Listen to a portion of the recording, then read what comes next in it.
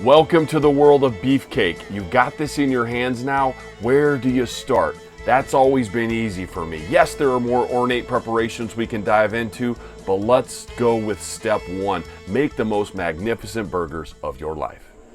Let's go with some 80/20 ground beef, and yes, I use a binder, just a little bit of olive oil to help these things form nicely. Smash them with your spatula, then we need to make sure the edges are all nice and tight. We're going to salt each side, spray them with canola oil, and then douse them with beefcake. Got to do both sides of the process. Salt, oil, beefcake. If you've got a smoker, you can do the reverse sear method, where we smoke them here at low, 180 degrees for about 30 minutes. At 30 minutes, you take them off. They'll look a little like that. Jack the grill up to well over 500 degrees, as hot as you can get it, and leave them there for 3 minutes per side. On the flip, that's when I drop down some slices of cheddar. They'll bubble up nice on that next 3-minute portion we'll cook.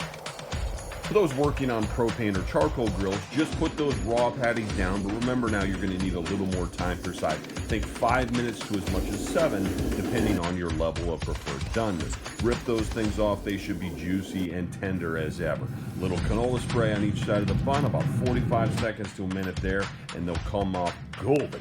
Wonderful, ready to roll. Whether you go smoked or straight ahead, beefcake burgers will become a beloved staple in your kitchen. With our perfectly balanced blend and a few of these simple steps, you'll be making legendary burgers from home at a moment's notice that surpass any you can find in the most expensive steakhouse.